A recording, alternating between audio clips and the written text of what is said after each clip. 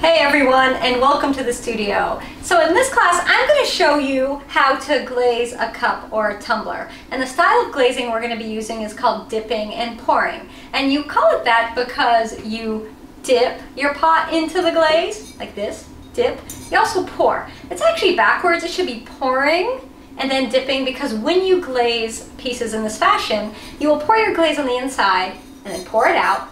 And then once that dries, you will then dip the rest into your bucket of glaze. So unlike painting on glazes or applying it with a spray gun or an airbrush, this is actually pouring in and out the glaze and dipping. So it's actually the way I first learned how to glaze, and it's how most clay programs will teach you. So if you go to school for ceramics or pottery, you know what I'm talking about. But I think a lot of people out there, it's intimidating because they learn the brush on style, and there's absolutely nothing wrong with brushing on your glaze. I do it a lot now because there are glaze colors that I absolutely adore. They are so well made. Those glaze manufacturers like Amico and Georgie's and other companies really know what they're doing, so they make a spectacular brush on glaze, and they make it in such a way that you really can't mess it up. Plus they don't take up that much space when you store them. And we'll talk a little bit about that in a minute, because we're going to get over to part of where I keep my glazes in the studio, so we're going to be going that way in a second.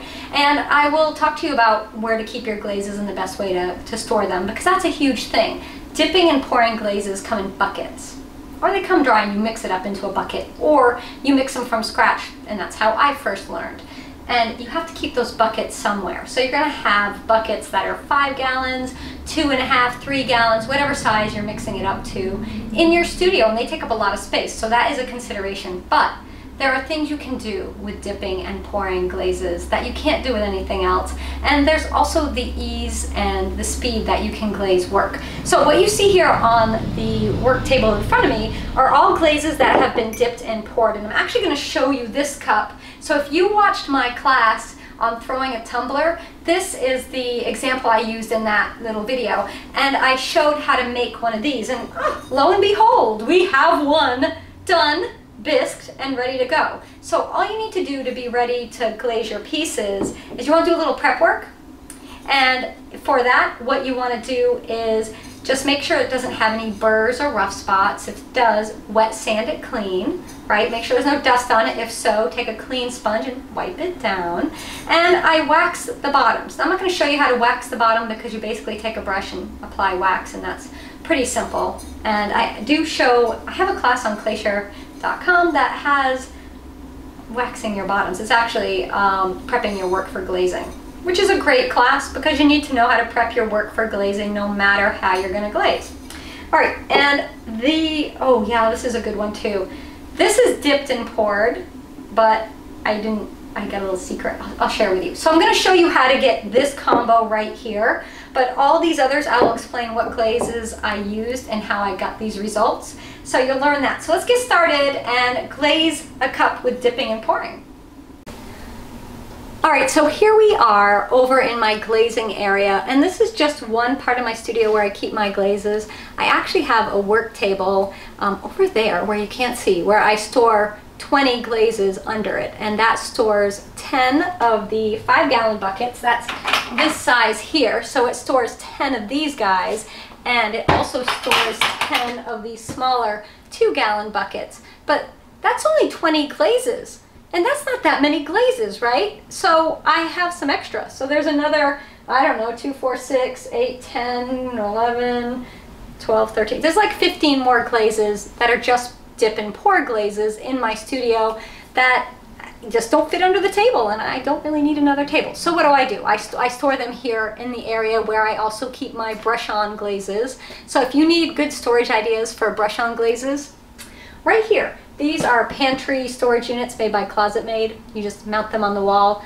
They're really cool because you can configure them however you want to with the heights. So if you have taller bottles of brush-on glaze, you can adjust them for that. Shorter, shrink them down, no problem.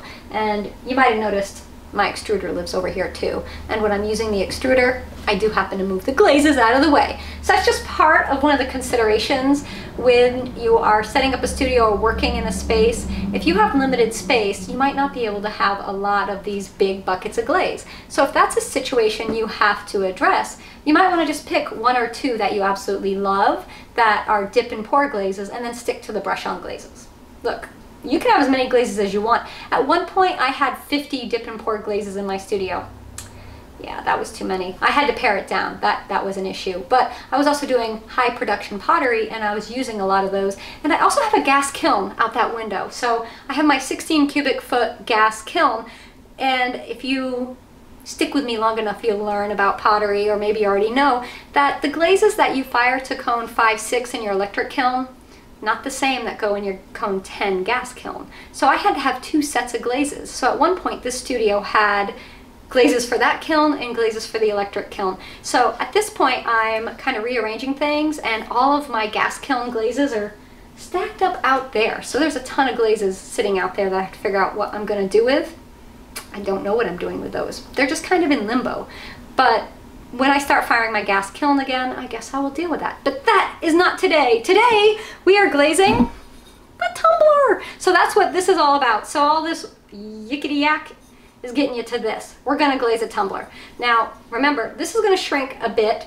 This one might be a little smaller, so this one might be a little bigger when it's all done, so I just wanted to point that out. If you're looking at these 2 cups going, this one's really little, this one's big. Yeah, they might be a little bit off size-wise, but this one's still gonna shrink. All right, so you've got your bisqueware, you're ready to glaze, you've got your glazes that you're gonna use, you've mixed up your dip and pour glazes, and if you need to know how to do that, I have videos on mixing your glaze, understanding glazes here on YouTube and on clayshare.com. So you can check those out, and it will help you so you know more about glazes. So we're gonna do 3 glazes. We're using 3. 1, 2, 3. Inside, we're using this beautiful yellow, and these are all made by Clayscapes Pottery.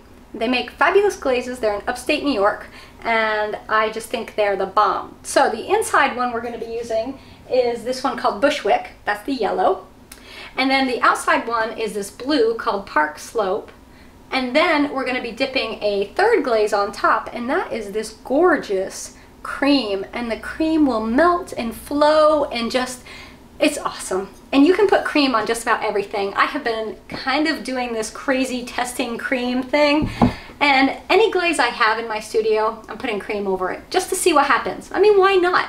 The worst that can happen is it doesn't look good, and honestly, that has not happened yet. So if there's any glaze out there that I would buy, if I was gonna buy 1 dip and pour glaze, I'd get the cream, because you can put it on everything, anything. I've tried it on brush-on glazes from other companies and all the Clayscapes pottery glazes too. So we're gonna be going ahead and mixing up glaze, and you will know if you've made your own glaze, you have to take the glaze ingredients. So you've either measured out your glaze ingredients and weighed it all out and have it in a bucket. You've added your water to it, you've mixed that up. Of course, you're wearing your proper respirator and gloves if you need to, and if you need safety glasses, wear those too. You want to take safety precautions. I don't want anybody ever making glazes from scratch without wearing a mask. Always, always, always safety first. And I will talk more about that in an upcoming video I'm going to be doing, because so many people have asked about safety in the studio. The studio can be fabulously safe. Just going to take precautions. All right, so once you've added your water to your dry ingredients and you've sieved your glaze twice, I do mine through an 80 mesh sieve. A lot of this is a review for you guys, I know, but I just want to put it out there if you're like, I don't know what to do. Well, this is kind of giving you a little how-to. So once you've done that, you're going to want to mix it up before you use it. And to mix it, you're going to want to use something. Now, they do make these paddles and like hand mixers. I like power tools. So I have a Craftsman drill, and on it is a mixing attachment that is made for mixing drywall compound, sheetrock compound.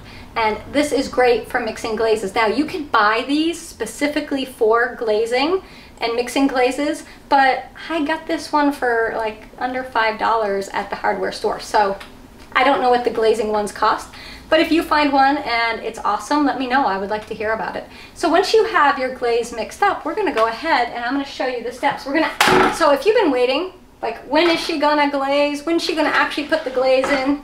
I'm gonna do it now. I'm gonna do it right now. Okay, so you get to look at my gorgeous cement floor in my studio. Actually, it's a great surface to work on because it's easy to clean. It just always looks dirty.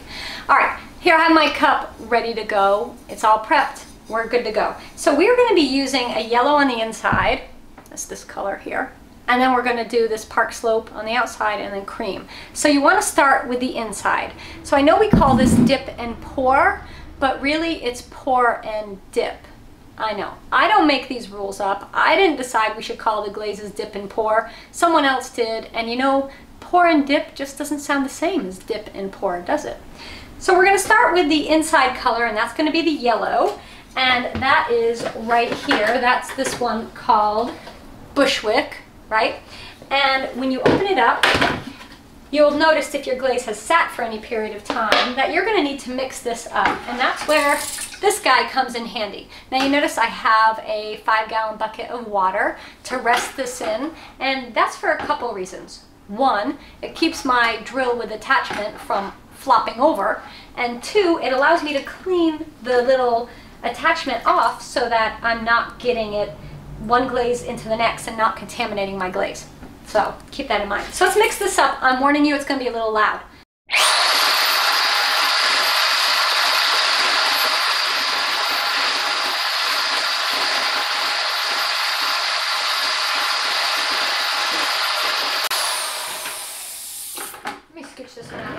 Sorry about that.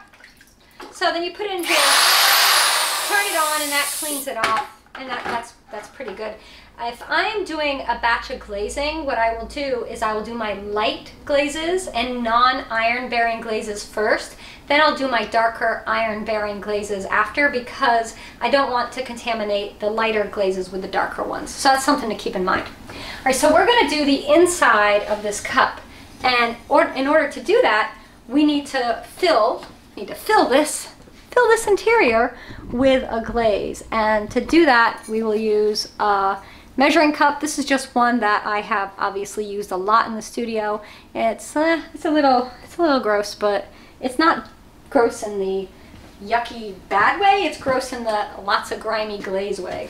All right, so dip your measuring cup into your glaze and then pour. Here's your pour part of dip and pour. I fill mine up basically to the top.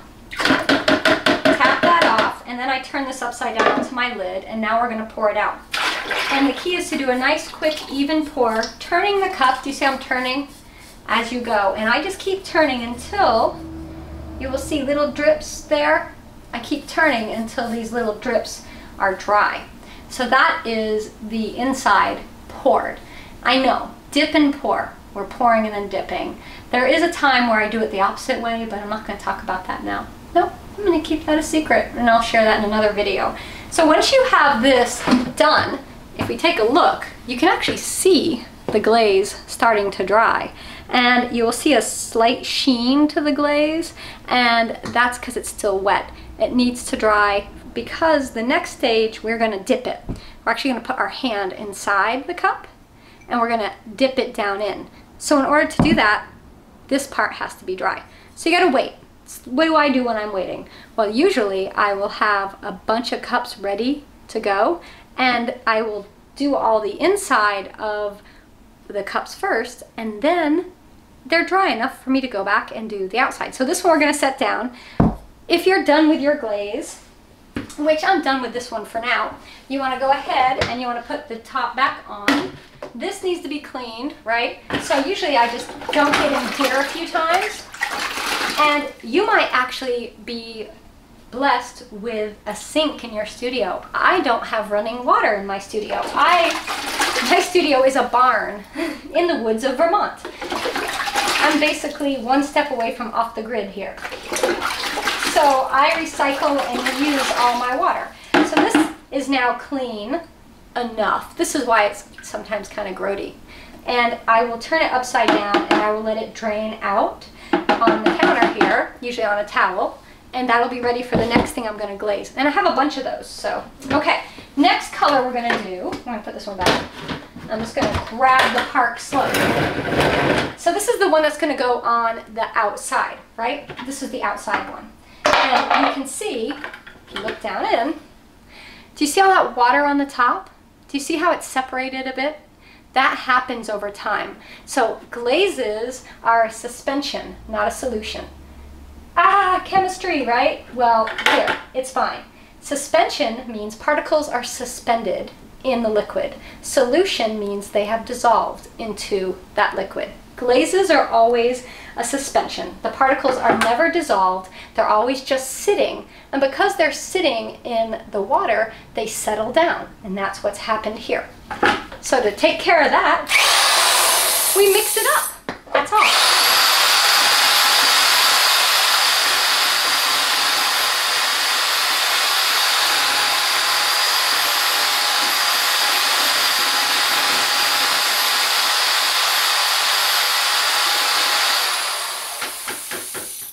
Dip it in here and clean our attachment. There. See how clean that is? There's really nothing on that. So now when we look in our bucket, do you see how everything is uniform in color and thickness? That's what you want. If for some reason you're getting hard panning on the bottom, which means you get this hard chunk of clay glazing materials down here, you need to break that up. And that is because you've added too much water to the glaze to begin with. So what you need to do is let the glaze rest, usually for a few days, and skim water off the top, and then mix it up and see if it's not hard panning. If it's still hard panning, you got to do that again. So it's always better when glazing to add less water than more, and then if you need a little more water, you add it in. Okay, so let's see if our cup's ready. Let's check it. It's pretty good. If it's not ready, what can happen is your glaze can actually peel off, or you can smear your glaze off. So this is going to go really fast. There's really nothing fancy happening here, and it's pretty simple. Now, this bucket, I'm going to share a little trick with you all. If you look in this bucket, you will notice that it's not very full, right? It's kind of like half full, and that, not even half full, goodness, I would say that is about a third of the way full. So what I do is I tip, see how I've tipped it up? And we're going to dip this. Now, if this bucket was full to the top, we could just dip this straight in and we wouldn't have an issue. But this bucket is not, so we're going to have to deal with that. And I'm going to show you how. So watch how I do this. Dip down, go over and around, and just kind of spin it around like that. And you'll want to have a sponge handy, because when you do that, sometimes the bottom, bring you up here, sometimes the bottom gets, see that geevage on there? So you want a sponge so you can wipe that off pretty quickly. Now it is waxed, but still, there's going to be some stuff you got to take care of. And we have an area on the top, do you see that? That didn't get glazed. So we're going to take care of that in just a second too. But that's not a lot. Like that's, if you look at that, that's just the rim, and that's easy to fix. So I'm going to go ahead and wipe my bottom. My hand's still inside the cup, by the way. You probably noticed that. But look how easy this is. It takes a little practice, but you guys will get this. I teach beginning students how to dip and pour glaze, and they get it. Oftentimes people put their glazes on too thick if you're just learning how to dip and pour your glaze, because you're used to brush on glazes. So as soon as this is dry enough, let's check it. My hand's a little damp. Ugh, got some glaze on it. Let's dry my hand. Because if you put wet hands on glaze, if you put your wet hands on the glaze, is that wet? No. Sometimes you can tear, see how I'm just checking it. Sometimes if you have wet fingers and you touch your glaze, you can actually peel the glaze away.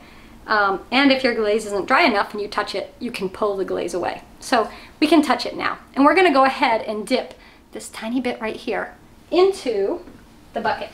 And this is because I didn't have enough glaze in my bucket. Ideally I would. So I want to show you, do you see the shine? Do you see the transition here from the shiny to the dull? That's the wet, that's the dry. And you'll know when it's ready for your next layer when the sheen has just gone down a bit. So we're going to put cream on top. Let's look. So we're going to dip this in about half the way, this one, half the way into the cream. So let's go ahead and set this cup down so we can check our cream. And of course I'm done with this, so when you get done with the glaze, put it away. That way you don't spill anything into it. You don't get contamination in there that you don't want. And here we have the cream right here. And I have a big bucket of it. So you might be thinking, oh goodness, she's got a lot of it. Well, I did, but I used a lot of it too. See, there's not that much in there. And actually, I think I'm gonna pull it a little closer. Come here. We're gonna get you guys in. I'm gonna put you so you're looking directly down into the bucket. I know, look at that, in the bucket of glaze. Now, mix up the cream.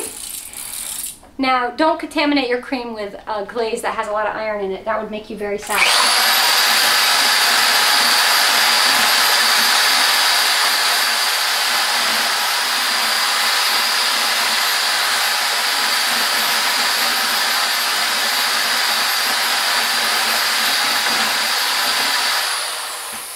And you might find that you mix a glaze, you use it, you do something else, you come back 5 minutes later, and you have to remix it. That's completely normal. That happens all the time. So if that happens to you, don't be surprised. Just mix your glaze up. Okay, we got our cup. We're ready to go. We're gonna dip about half of it into the cream. Now here's a little caution I wanna share with you. When you're doing over dipping, so you have one glaze on it and then you're adding another on top, you're basically doubling the drip or run factor. So if you glaze 2 layers all the way to the bottom, this is gonna melt and stick to your shelf. I don't suggest you go any more than half, ever, when you're double dipping. It's just for the best. So let's go ahead and dip this in. And this is it. This is like the whole miracle. Oop, just like that. And if you feel like it's not thick enough, if your glaze isn't thick enough, you can always do another quick dip. I find the cream, I like to do one dip halfway down and then I do another rim dip. That's my secret. Shh. It's just a secret between us. Don't tell anybody. Nobody else needs to know. But I dip halfway down with the cream and then I do just the rim dip with cream. So I let this set for just a minute, not even all the way dry. And oh look, do you see how there's some that got inside right there? That's good. That's gonna melt and look so nice inside there. That's a good thing. So we're just gonna do the rim. Don't tell. This is the secret. And that's it. Because that extra layer dipped on the top, you see the drips coming off, just kind of roll this around as that dries. Just kind of rolling. Are we good? If you ever noticed that sometimes on a cup there'll be one single drip running down, that's because the potter turned it over before the glaze had dried enough. It's not a bad thing, that's just what happened. All right, so there you have it. The only thing left to do is to make sure your bottom is nice and clean. Mine, it could use a little more wiping. See, a little messy. So take your damp sponge, get in there, wipe it pretty good, and then fire it. I would fire this today. I would put it in the kiln, and by the time I finished everything, I would do a 1 hour preheat, and then I would do a mid-speed fire, like a medium speed fire, to cone 5. And in my kiln, I'm actually doing it with a 10-minute hold. So here's the glazed piece ready to be fired, and you'll see it's still a little shiny. Do not touch your glaze when it's shiny. If I touch this right now where it's shiny, I promise it'll come off. Like, I will peel the glaze off or smear the glaze off. Let it dry all the way. Never handle it until it's dry. Once it's dry, you can safely grab it. When I'm handling these pieces, I don't like to grab the rims. I like to try to grab them by the bottom, or if I have to put my hand inside it, I do like this. Do you see? Kind of like that. Basically, this finger hold. So you're holding 1 point on the outside and 1 point on the inside. And I have a little area, do you see right there, where the rim is not touching anything. You don't want to grab the rims, ever, of your pieces, whether it's a cup, mug, bowl, plate, does not matter. If you grab a hold of that rim, you're probably gonna crush the glaze. You'll see it crumble and fall off. And then you'll have an area that's not perfect. Is it a problem? Only if you have like issues like I do with it, but maybe you don't. All right, so that will look like this right here, which is again that Bushwick, which is that beautiful yellow on the inside, and Park Slope, I have to check because I have so many of these, it's hard to remember the names. And then cream. If you didn't want to do the yellow on the inside and you're like, that yellow's just not my deal, sorry lady. Well, okay, here it is, Park Slope on the inside and outside, and then cream, so you can see the difference. The other difference between the two is this one got hotter, and you can actually see that. You can see how it has more of a flux or melting in it. This one is beautiful. It looks like clouds, beautiful clouds, but it's not as melty, right? And then another thing you could do, this is a really fun thing I like to do, Park Slope again on the inside of a cup that I put some underglaze transfers on. And then after I put the transfer, what I did is I brushed underglaze on the bottom because I wanted a black bottom that would transition into this design. And then I dipped the whole thing in clear on the outside. Inside had that Park Slope, and then I decided to turn it over, dipped up to here in Park Slope, and I said, well, while I'm at it, why don't I dip it into some cream too?